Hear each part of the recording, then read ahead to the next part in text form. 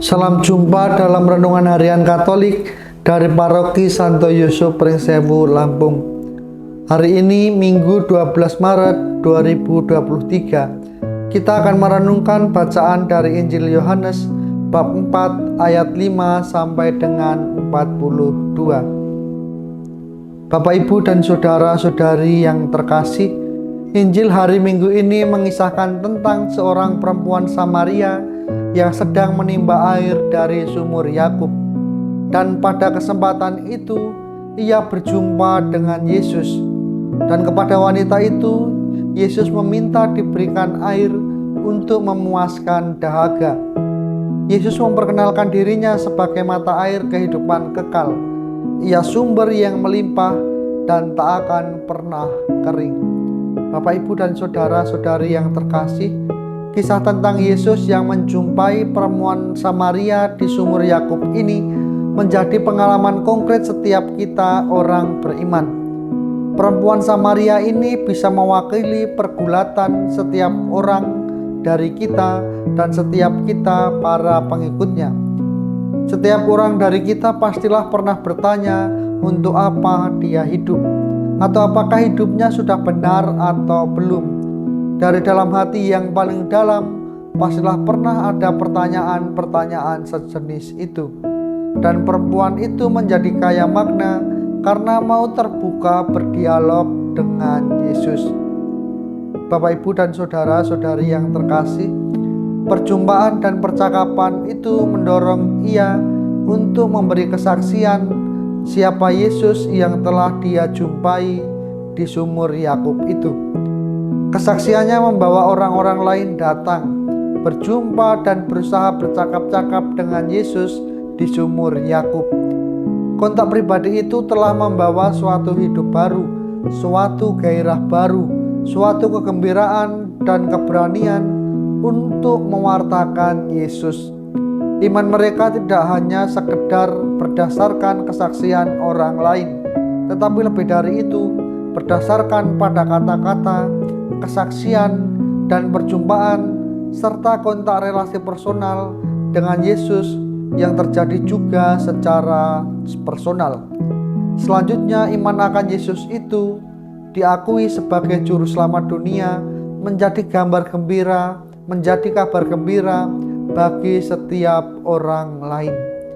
Bapak, Ibu, dan saudara-saudari yang terkasih, dalam perjalanan hidup kita sehari-hari, kita tahu dan sadar bahwa yang baik dan benar yang semestinya kita hidupi.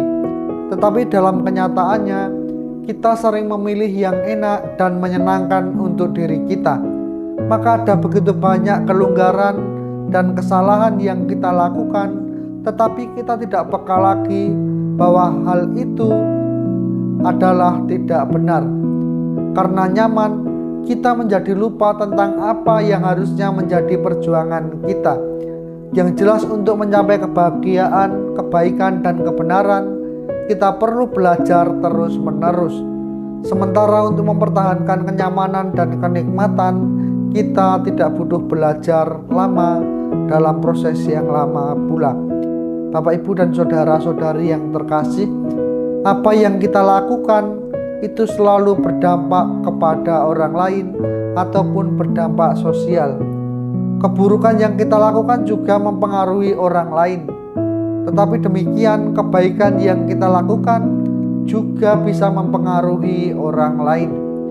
Seperti perempuan dalam bacaan Injil hari ini membawa orang-orang sekotanya kepada Yesus, kita juga diajak untuk menghantar orang lain pada sumber air hidup. Kita tidak cukup menghantar, tetapi yang paling penting adalah kita sendiri mengalami sang sumber air hidup itu sendiri. Pengalaman itulah yang kita jadikan sebagai kesaksian yang hidup. Dan setelah kita mendapatkan air, kita memberikan kesaksian dari air hidup yang telah kita terima itu.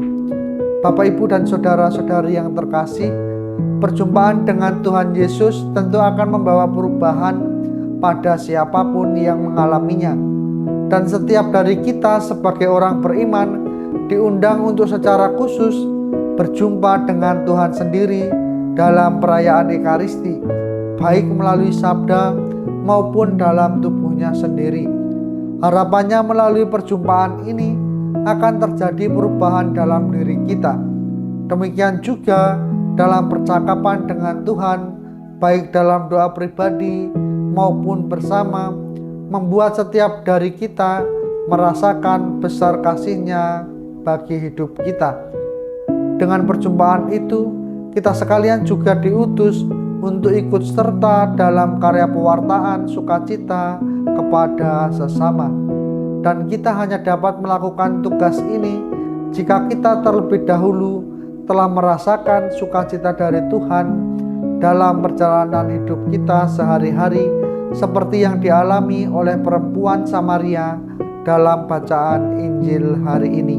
Semoga Tuhan memberkati kita.